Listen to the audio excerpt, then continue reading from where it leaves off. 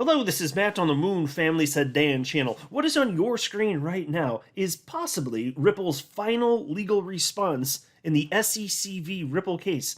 Yes, after 2+ years, this may actually finally be it. Now, you may recall that a few weeks ago, Ripple filed a supplemental authority, so that may be the final thing, the final legal filing that they initiated. But a few days ago, the SEC also filed a supplemental authority, which I covered in great detail, and Ripple did have a chance to respond, and they took that chance. That's what's on your screen right here. So unless anything pops up that would result in Ripple or the SEC filing additional supplemental authority, this is literally the end of it on your screen right here, right now. So we don't know for sure, but there's, again, a couple factors that will be largely determined upon that would be whether or not, again, there's something that would prompt either side to file a supplemental authority, like a case ending that might be pertinent to what's going on here. So basically a ruling from a separate judge. Or, of course, Judge Torres finally ruling on this damn case to end this circus. But that would pretty much be it. So I'm going to share with you just a few comments on this. And then I want to share with you, and this is what I'll spend mostly doing these videos, I want to share with you perspective from Attorney John Deaton, because what was covered here in this, what is possibly Ripple's final legal response to this entire damn case, it all boils down to the fair notice defense. And, John Reed Stark, who's a former SEC official, recently put out a tweet articulating, obviously, and I'm paraphrasing, but Ripple's obviously wrong when it comes to the fair notice defense, yada, yada, yada. And John Deaton, his perspective is effectively no, and here's why. And then he tagged that SEC official in a very long thread. He tagged that guy twice and said, look, to state, and again, I don't want to put words in anyone's mouth, so I'm paraphrasing here, but I will show you Deaton's comments in full context. But he effectively said, look, you really can't with a straight face claim that there's no merit to Ripple's arguments here as it relates to fair notice defense. And he really broke it down in the greatest detail that I've ever seen on this particular topic. So before going further, though, I do want to be clear, I do not have a legal or financial background of any kind. I'm not offering legal or financial advice, and you definitely should not buy or sell anything because of anything I say or write. I'm just an enthusiast who enjoys making YouTube videos about crypto-related topics, but just as a hobby and just for fun. All right, so to quickly get you caught up to speed in case you missed the SEC's supplemental filing, I'm not going to fully break it down. I have a video in recent days where I did that. All you need to know to get you through this video is that there was a case that concluded days ago. I think it was April 7th. And the SEC, it had to do with fair notice specifically. And the SEC pointed out, hey, in the SEC v. Ripple case, Ripple citing the Upton case, and then in this case that went well for the SEC, a separate case, I believe was in Massachusetts, they also cited the Upton case. Look at these similarities. But even though that's the case, that's not actually what matters. So Ripple filed this response, and again, possibly their final legal response at all, ever in this case. And they noted, yeah, but there are a ton of differences. And in fact, I would say that Attorney Bill Morgan, member of the XRP community, summed it up pretty well. He retweeted this filing from Attorney James K. Filan, who always shares the latest legal updates, so shout out and credit to Attorney Filan. And Attorney Morgan wrote, thanks, James. Ripple reminding Judge Torres the Upton case in which the defendant's fair notice defense was allowed is binding precedent, but the recent case the SEC relies on isn't, and is totally different on the facts and evidence anyway. Right, so not only is this case not binding, so Judge Torres doesn't even have to give a damn about it, the facts and evidence is completely different circumstances here. And also, just to mention quickly here, Attorney Fred Rispoli, member of the XRP community, warned that there's a possibility that this ruling, or not ruling, completely wrong word, the supplemental authority being filed by the SEC, that could have resulted in a delay in the SEC v. Ripple case, could have caused Judge Torres to not rule. Like, say there were an imminent ruling to be had. Well, Attorney Rispoli pointed out that typically when something's been filed, she gives the other side about a week to respond. So if she were going to continue to behave like that, then if there were an imminent ruling, then it could, to some degree, push that back. Now, if there wasn't an imminent ruling anyway, then this wouldn't have had an impact. So Attorney Rispoli was just pointing that out. But now that Ripple has responded here, Attorney Rispoli says, back on track to any day now for the ruling. So good to see that. And I'm not going to read the ruling itself. It's slightly over a page, but I just kind of summarize. I think that's enough. But it's on your screen right now. And I'm going to flip to the second page. So if you want to pause for either of these pages, if you do want to read it in its entirety, you are able to do so. So there's the last part of it right there. Just hit pause if you care to do so. Now into what Attorney John Deaton has to say. He wrote the following. This is a lengthy thread following up my crypto law livecast on Ripple's fair notice defense, since it is a hot topic this week. Normally, lack of fair notice as a defense is not only weak, but usually a for sure losing argument. It's been argued in crypto cases before. Yet the fair notice defense is pled as Ripple's fourth affirmative defense. Is Ripple's fair notice defense argument different or unique than previous ones? Yes, but we must first fully understand the nature of the fair notice defense and when, if ever, it would become relevant in the case. To fully comprehend Ripple's fair notice defense, we must first distinguish it from typical fair notice argument that has been raised in previous crypto cases like Telegram, Kik, Library. We must also distinguish Ripple's fair notice defense from arguments regarding issues of selective enforcement, the issue that some projects get a free pass while others get prosecuted, or the issue of regulatory capture by a select few investors who have captured transient regulators. Personally, I believe many experienced security lawyers, and then he tagged John Reed Stark here, so that's the former SEC official. He was, as written here in his own little bio, he was the chief of SEC Office of Internet Enforcement. Oh, and also I'll mention this. I don't need to read the article, but here's a headline from you today. XRP Army warned by former SEC official, and they're talking about a tweet from John Reed Stark, formerly of the SEC, citing the SEC's filing of their supplemental authority as further evidence that, of course, Ripple and the fair notice just doesn't have any legs. And he put that tweet out just the other day. And this is Attorney Deaton responding, by the way. This is just, as the time I'm recording this, he tweeted out everything I'm sharing with you just 14 hours ago. So this is the newest stuff from Attorney Deaton here. And so again, he says, personally, I believe many experienced securities lawyers, like John Reed Stark, and he tagged him there, and others are too quick to dismiss Ripple's fair notice defense. It is likely because they are confusing it with the typical due process argument that has already failed several times in crypto cases. The typical notice argument has centered around claims that the statutory term investment contract is too vague, and the Howey test does not provide adequate notice to entrepreneurs involved in blockchain technologies in a way that allows them to know what's not allowed. A Telegram, Kik, and Library made similar arguments. Those arguments failed in each case, as they should. Some of you might be surprised to hear me say that. But the law is the law. Yes, Congress should modernize the law and provide regulatory clarity, but existing law is what it is. And I'm curious, are any of you surprised to hear Attorney Deaton say that? That actually, as far as fair notice is concerned, that those were the right decisions, even though it's negative for those crypto participants? I'm actually not particularly surprised, having learned the bits that I've learned along the way for a little bit over 2+ years. But I personally, and find, I'm biased. I mean, I guess pretty much we all are if we're XRP holders because we're under attack here, just to be fair.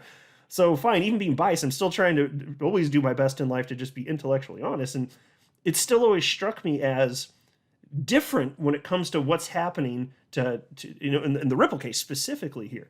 This idea of fair notice. And if it comes to a point where fair notice is ruled upon, like I'm not pretending to know for sure what Judge Torres is going to do, but I'm with John Deaton in terms of this concept of it's still got merit. It's a real argument with real teeth. Anyway, Attorney Deaton continues, though.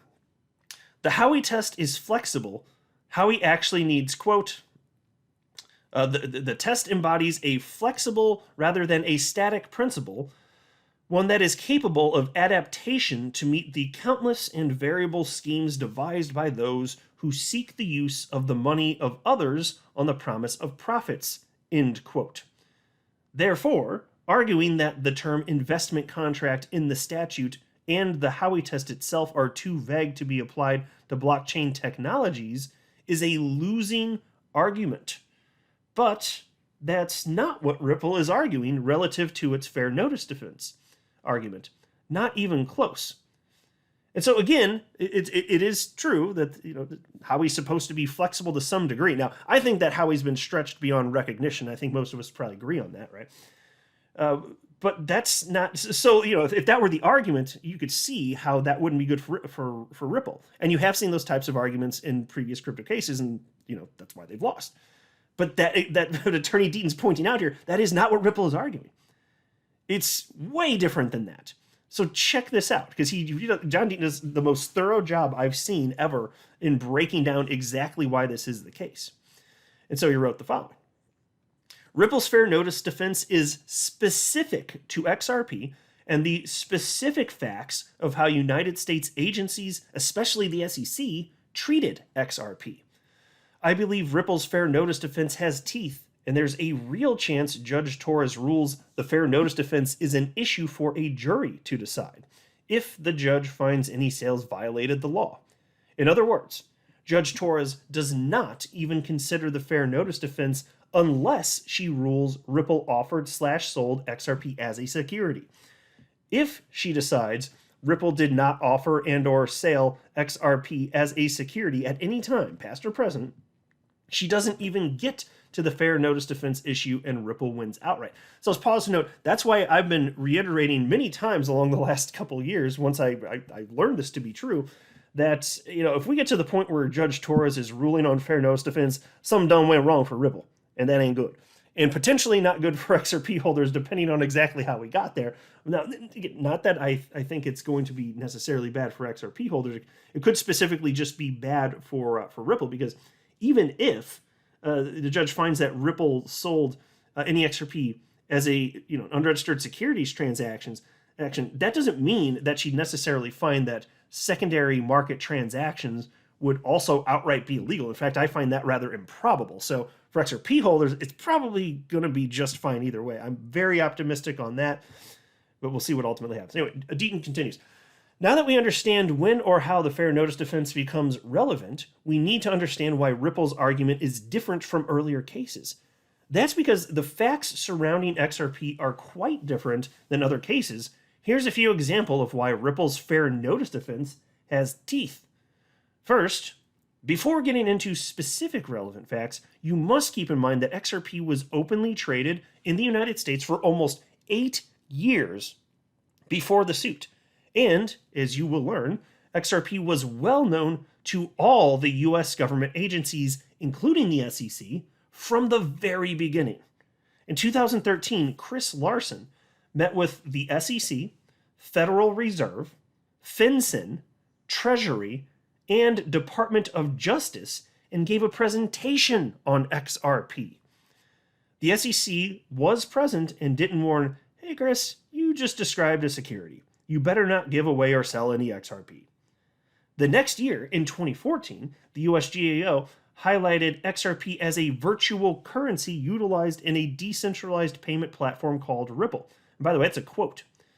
In 2015, FinCEN and DOJ sued Ripple over XRP sales and classified XRP as convertible virtual currency, forcing Ripple to comply with banking laws.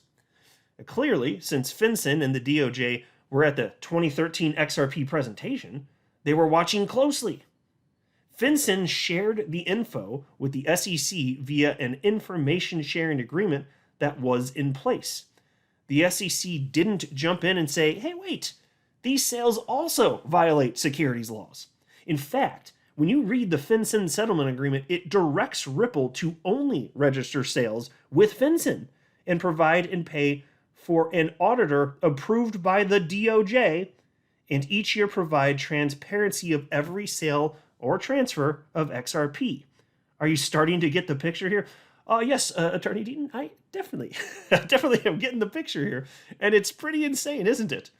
Ripple was told by the government to only register sales with FinCEN.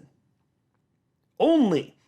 So if they went against what the government said, then they could have attempted to register XRP as a security. Now, I'd be offended if Ripple ever tried to register XRP as a security, because that would imply that they somehow have control over the decentralized ecosystem, and that would kind of piss me off. It'd probably piss off pretty much all you too, right? Because that's the point of crypto. It's a big part of it anyway. Decentralized nature of it.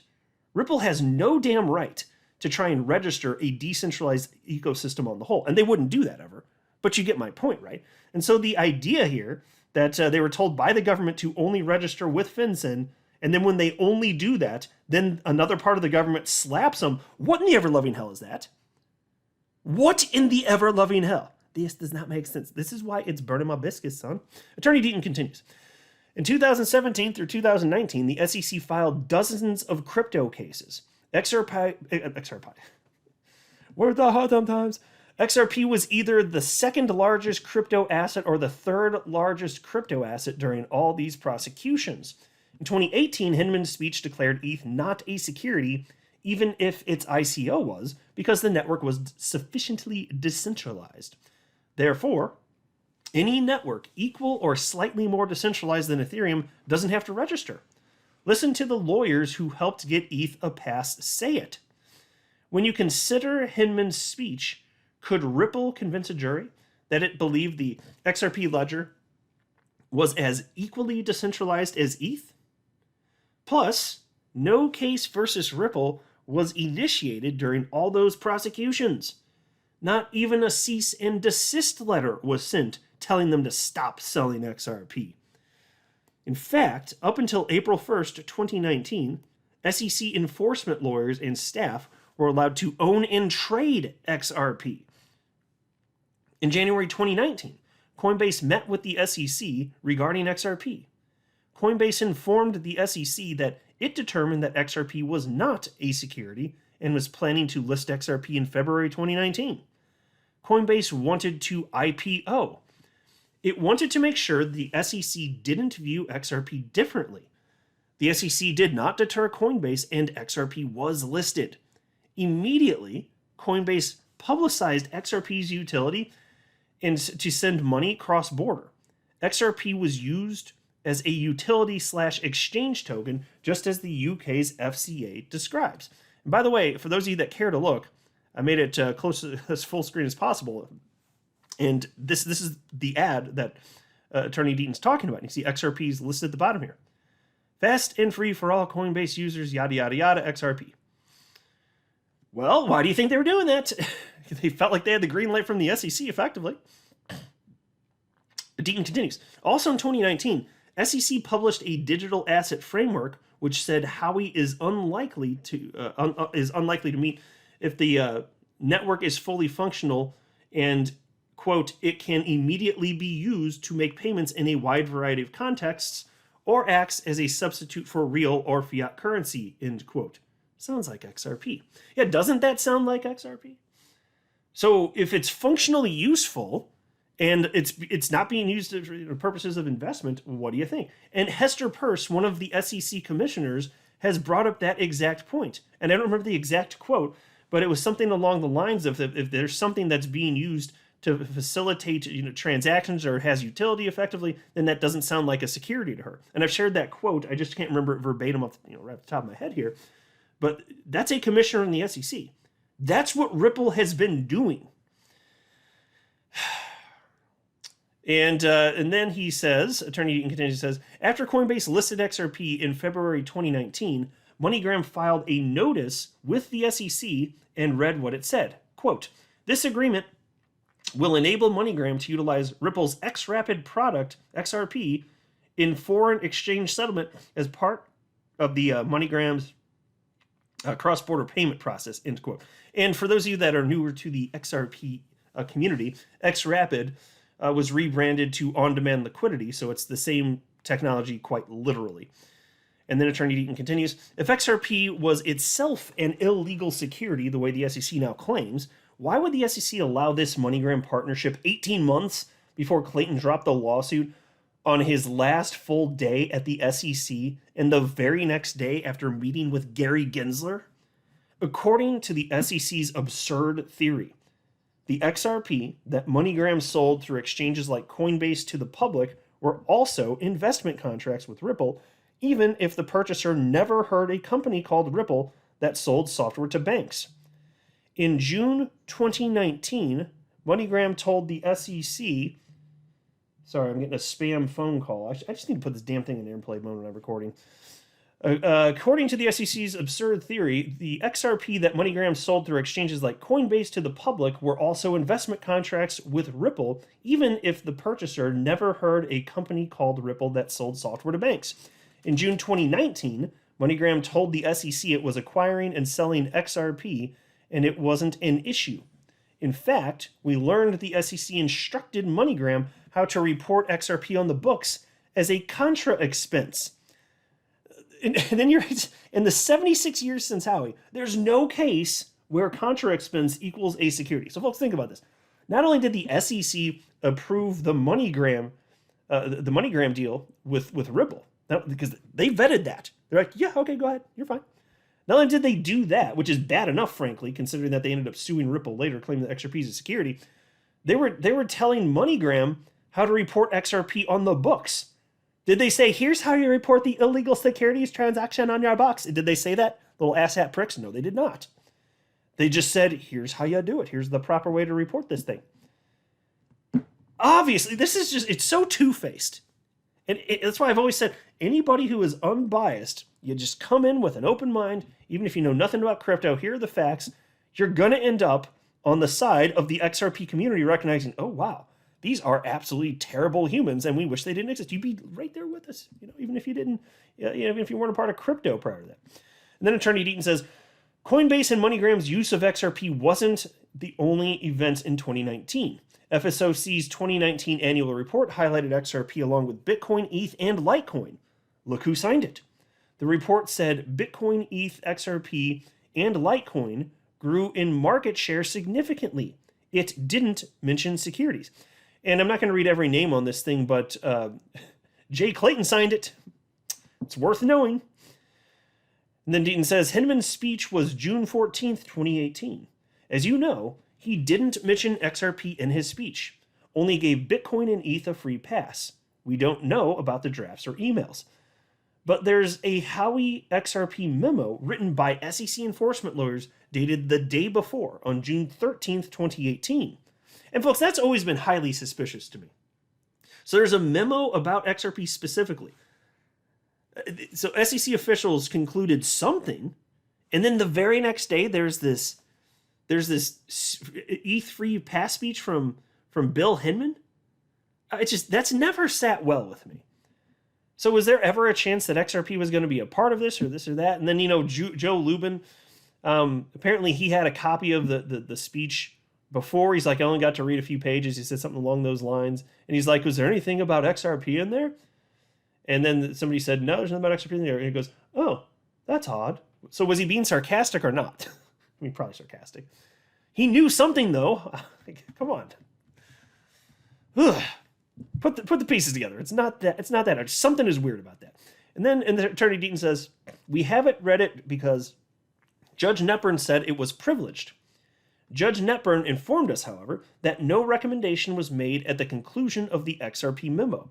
If SEC enforcement lawyers had determined that XRP was clearly a security, they would have recommended action be taken. At a minimum, they would have recommended that a cease and desist letter be issued to Ripple. If Ripple refused, then an enforcement action. They are called enforcement lawyers. If it was clear that the law was being broken, they wouldn't say, just let them get away with it. No kidding. See, and this goes back to the point where it's, to some degree, I'm sitting there thinking perhaps the SEC, they really just didn't know what the hell to do about crypto in general, with XRP being a part of it. So it's just like, I don't know, they're sitting there shaking their head. I don't know. Bunch of idiots.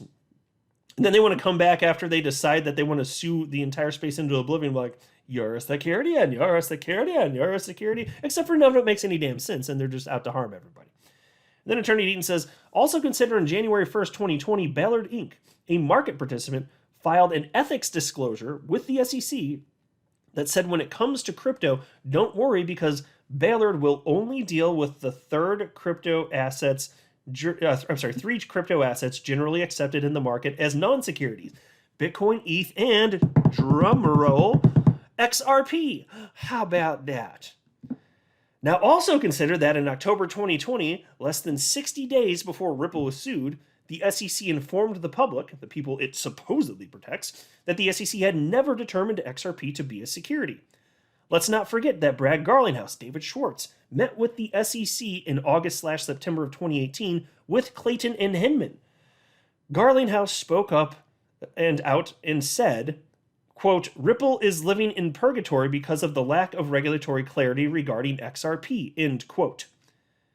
Now, folks, that's in a meeting with Clayton and Hinman.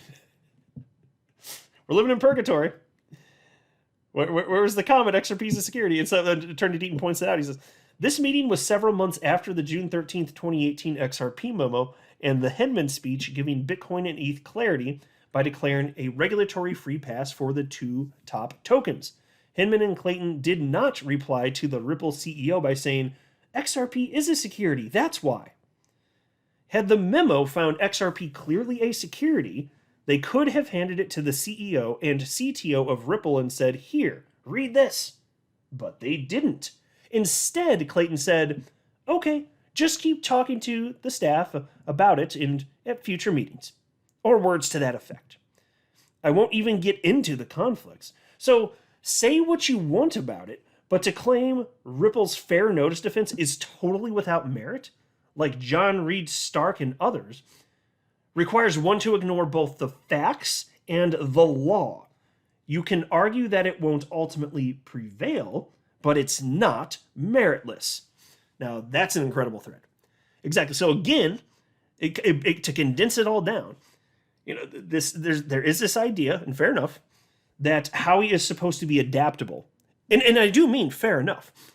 But crypto is so far out of the realm of what a slight adaptation of Howey, could reasonably cover that it's just like, bleh. And then then separately, if you're talking about that as it pertains to fair notice defense, okay, fine, that's one thing. But then you look at the separate facts and the law, and of course, Ripple's fair notice defense has merit. I don't know, if we get to the point where it's getting ruled out, I don't know if it's gonna ultimately prevail either. But to say it's got no merit, yeah, I'm with Attorney Deaton on this one. I'm not a financial advisor. You should not buy or sell anything because of anything I say or write. That would be a very, very, very bad idea. Until next time, to the Moon Family Sedan.